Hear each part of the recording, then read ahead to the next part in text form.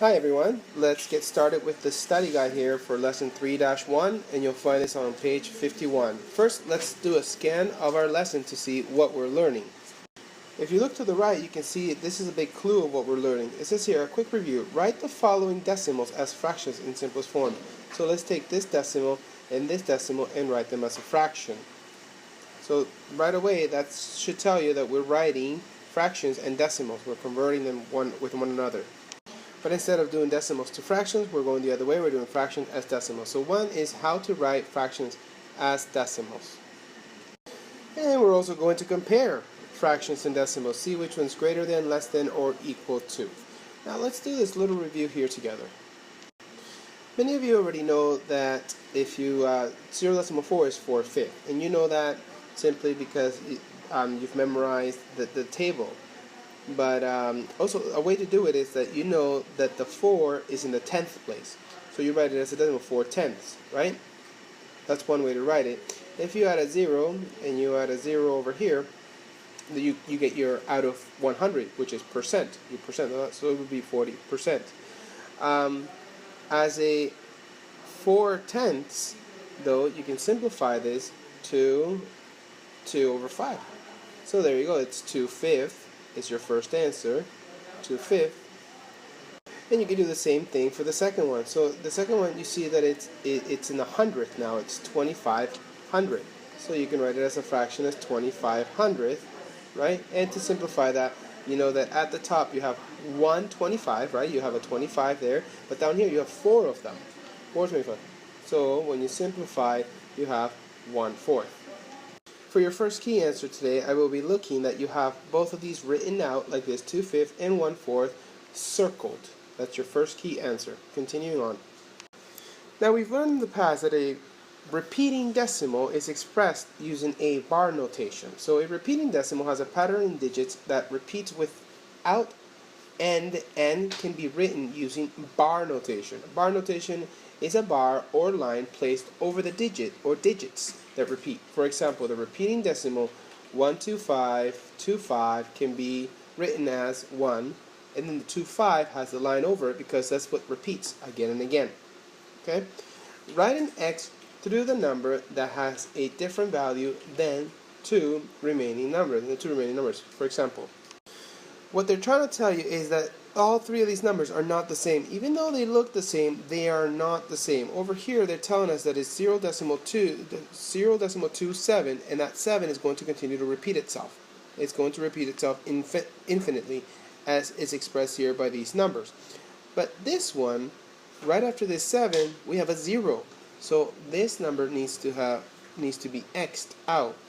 Continuing on, 0.39, and then later on the next one will be a 0, but here the next one will be a 9, and as you see it's a 9, so the first one is not the same value. Okay, 0.16, obviously the bar notation will go over the 1/6 because that's what repeats infinitely, and that's what repeats there, but this one is not the same value, so we put an X over it. And finally, 3.4, 4 is going to continue to repeat itself because it has the bar notation, but this one will not. This one has a 0 right after it, and this one will, so clearly this one needs to be X'd out. Okay, I hope you got that, and there's your key answer. Nice smiley face.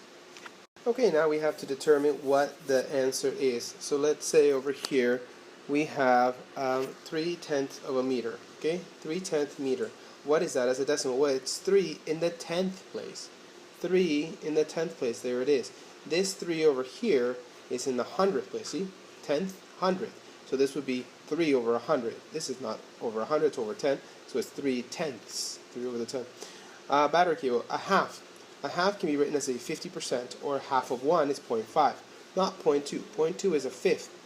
Okay, don't make sure you remember that. Remember how we wrote, actually 0.2, yeah, 0.2 is a fifth. 0.2 would be written as 2 over 10, which when you simplify it is 1 over 5, so it's 1/5. And now we do have 1/5 for number 7. We have what they're asking for, 1/5. 1/5, we know this is a half. We already outlined that. This is half of 1. And this is going to be 2/10, which can be simplified as 1 over 5. Right? So 2/5. And finally, we have the red power 3/4. 3/4. When we divide 3/4, or when we compare 3/4, and we want to make it out of 100 or out of a whole, remember the 100% is our whole, right? 100%.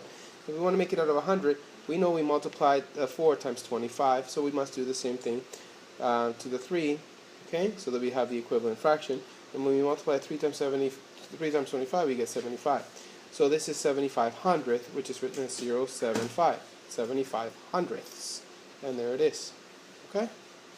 Okay, now we're being asked on page 52 to complete the model, write 13/20 as a decimal. Now, many of you boys and girls know that we can just divide the top by the bottom right there, and it will give us our answer. Another way to do it, which I love to show you different ways to do, is just to do an equivalent fraction out of 100 in the 100th place of a decimal, right? Let's say, because this is going to give you a percent, what did you do to the 20? You multiplied it by 5. Do the same thing to the 13. You multiply by 5, and you get 65 hundredths, which is 0.65. The 65 is in the 100th place, just as you say here, 65 hundredths, 65 hundredths. Okay? That's just one way to get the answer really fast. But the way they would like us to do it on here is by dividing 13 divided by 20. Okay, so you can go ahead and fill it out where you divide 13 divided by 20. You know there are no 20s in 13, so you start with your 0 decimal, and then you add a 0 there, and you start to see how many 20s are in 130. You know that there are 6, so you go write 120, and you subtract, okay? You get 10, and you bring down another 0, okay? Now you have 100, and 20 times 5 is 100, and that is 0, so it's 0.65. That's another way to get it. Okay, well, in your own words, how do you write a fraction as a decimal? We just did it right here. We took this and we used long division to divide the numerator, the top number, by the denominator, by the bottom number. So we divided 13 by 20. 13 divided by 20. Okay, please include your key answer right there to the left. Continuing on.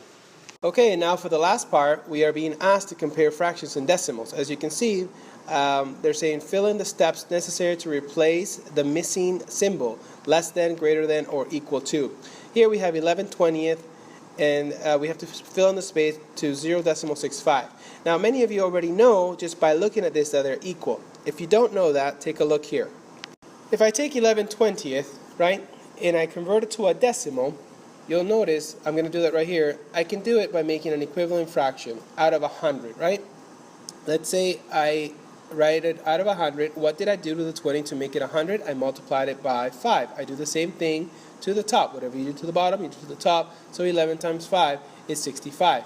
Now it's 65 hundredths. You see that? 65 in the 100th place. So you write 0.65. It's 65 in the 100th place. So 0.65 and 0.65, clearly they're equal. So we can go ahead and just write the equal sign right there. Now let's fill in this box so that we can follow the 3-step process to solving. So the first one is write 11/20 as a decimal, just that we did. You either make them both a decimal or you make them both a fraction, but you turn them both into the same thing. So we write it as a decimal. Okay, decimal and equals 0.65 as we just did. Or if you do one other step, you know that it's going to be 65 over 100, and then you simplify. Now, step 2, compare the 10th place. We're going to compare the 10th place. This is the 6, and the other one is also a 6, 0.6, right? And then write the true statement that they're both equal. And for a key answer, please draw Keanu right here, surfing. And finally, for the last part, you have to write a 2 to 3 sentence summaries of the lesson. Now remember, we learned to compare fractions and we learned to convert fractions to decimal and vice versa. So you go ahead and write that down right there. Okay, everyone, see you in class.